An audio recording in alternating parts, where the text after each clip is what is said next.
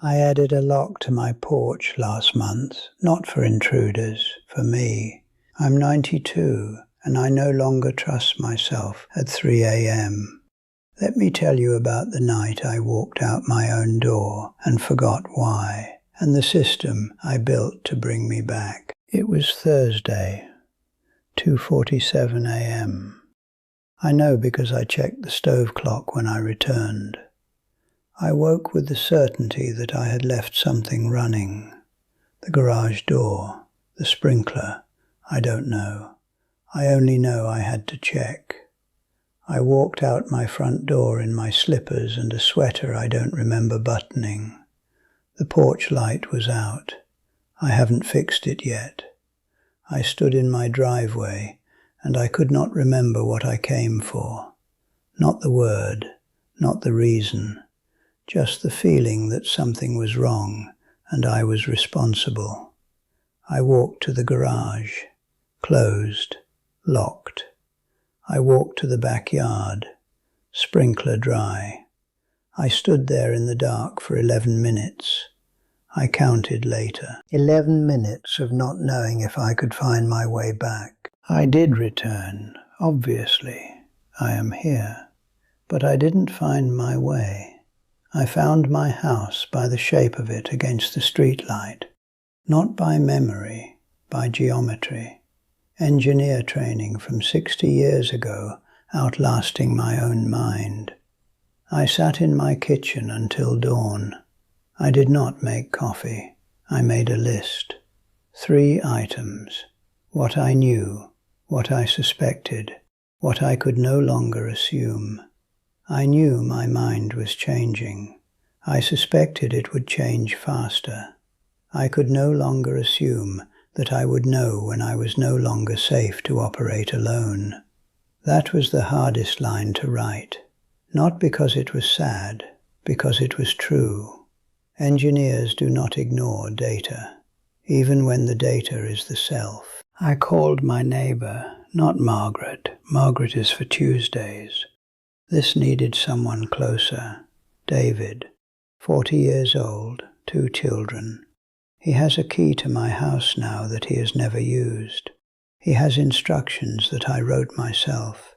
If my porch light is on after 10 p.m. and I am not expecting company, he is to knock once, loudly. If I do not answer in 2 minutes, he is to enter. If I answer confused, he is to walk me inside and call Margaret. If I answer clear, he is to ask me what I am doing awake. I have practiced the answer. I am waiting for you to check on me. That is the correct response. That means the system is still holding. But the lock is the new part. It is a simple deadbolt. Key on a lanyard around my neck while I sleep. To open the door from inside requires 2 hands, deliberate action, conscious choice. I cannot walk out in my sleep or my confusion without knowing I am opening a lock. The sound wakes me. The action requires me. It is a redundancy for my own mind. I built a wall not to keep others out, to keep me in until I remember why I wanted to leave. I still wake at 3 a.m. sometimes. The certainty returns. Something is wrong. Something is running. I reach for the lock and I feel it, and I remember the system. I sit on my porch inside the locked door. I watch the street. I wait for the feeling to pass, or for David's knock, whichever comes first. I am not trapped. I am paused. There is a difference. You have locks on your doors, against strangers, against danger outside. I wait for the feeling to pass, or for David's knock, whichever comes first. I am not trapped. I am paused. There is a difference. You have locks on your doors, against strangers, against danger outside. But some of you need locks against yourselves.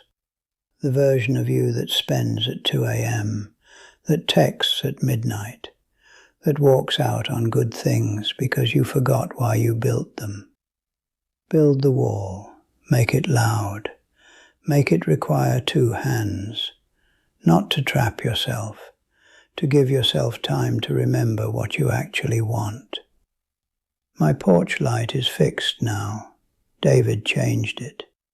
I can see my driveway clearly. I can see the lock. The system holds. I hold. For now. Until next time, build the wall. Trust the pause. Stay inside until you're clear.